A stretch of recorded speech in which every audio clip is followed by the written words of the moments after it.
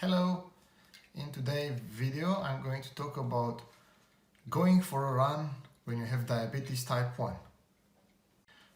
I want to tell you, first of all, I'm not a runner, I'm not so much into running. My main sport is Brazilian Jiu-Jitsu. Some of you may know that already. I talked about it in another videos as well, but because now I can't go out and do my jiu-jitsu because of this coronavirus crisis, I have to do something else to keep myself in good shape and keep my blood sugars in normal ranges. I also did that before when I had injuries from my jiu-jitsu.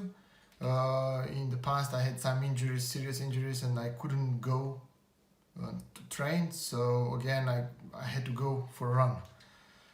And I found it, once I got used to it, I found it quite nice. I'm still not a long runner. Some people go and run for hours. I'm not that good. But in this video, I'm going to explain, and I just want to show other guys how my blood sugars are affected by this run. So, right now I'm just about to go out. I'll go in about 10 minutes. It's a very nice weather outside. I'm gonna put my shorts, take my glucotabs with me, of course. I never go out without them. And my blood sugar now is around 4.8, 4.7. And I will go out for a run. I feel in good shape. So usually I have two routes for my running. One is about just around 5 kilometers, a little bit over, and another one is almost 7 kilometers. Now I feel a little bit better, so I will try to go for the 7K one. I hope I will not change my mind as I go through. So I will come back to you and show you my results. I have a Fitbit. If maybe I can attach some heart rates as well, but most importantly are the blood sugar ranges. Before I go, I'm not taking any shots. Usually the blood sugar is steady if I go and I do a nice steady run. If I go and if I push it, or if I find it really hard, sometimes my blood sugar spikes and I have to take some insulin with it. And usually when I go and I know it's going to be harder, I take like 2 units of insulin before, no rapid insulin before I go, but not today. Today I'll go clean, nothing.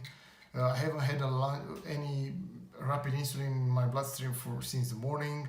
I have some low acting insulin, but it shouldn't kick in not earlier than 3-4 hours. 3 hours usually for me. So I'll get back to you when I'm back from the run. Thanks. See you later. Hello guys, here I am back from my run. It was a good run. A little bit rusty in the beginning, like any other exercising. But after 5-6 minutes into my run, I started to feel better. And I enjoy it. I went for the longer route. As I said, I stayed on the course. The weather outside was good. I didn't push very hard, so I managed to finish the run in about 36 minutes.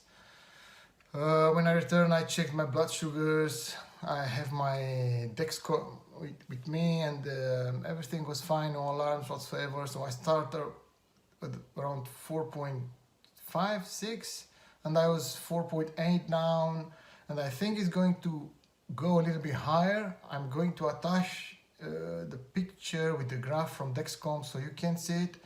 I would probably take 1.5 units of insulin just after I finish this video, because I'm expecting a little bit of a spike, and I'm trying to counter that.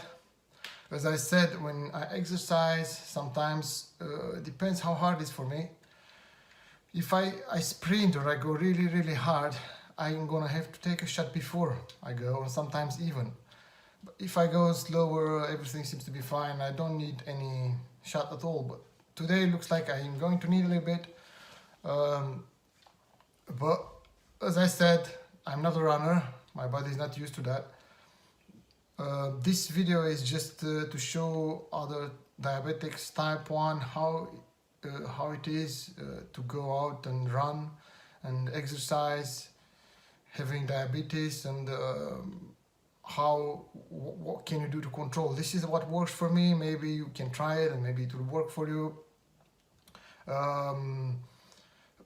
With my jiu-jitsu, usually it's a lot harder than this, because jiu-jitsu is an anaerobic sport, and even if I expect to do a low workout in one day, like go for a roll, but my partner ends up going really hard on me, and I spike because I stress myself and I train, and straight away I get spikes. So, but with running you can control it, should be better. For those of you which are looking to go and do some exercising, you can go and walk at least and do something, move, go for a little run a little bit, don't worry too much. If you have a Dexcom, it's a lot easier to learn at least how it goes with your body. If not, just start with small steps. Make sure when you go out you don't have any insulin in your bloodstream. Check your blood sugar before you go out. Go for 10 minutes run first, have glucose with you. As soon as you come back, check again your blood sugar, see how it goes.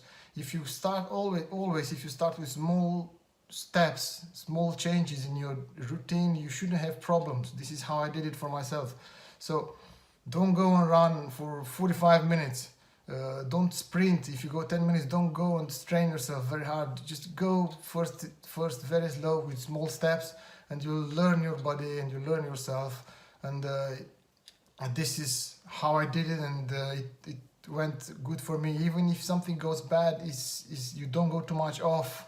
So if you go out for 10 minutes run and you end up having a spike, you don't have such a huge spike, because in 10 minutes shouldn't be that bad. As opposite, if you go for 45 minutes, I hope you understand my idea. So if you are new, start with small steps. Don't go and throw yourself in making big changes all of a sudden. Start slowly, adjust, but trial and error, and you'll find your way into it. Okay, I hope you find this video useful. And if you like this video, please give me a like, subscribe to my channel, leave some comments below with any other videos you want me to make, and see you next time. Thanks for watching.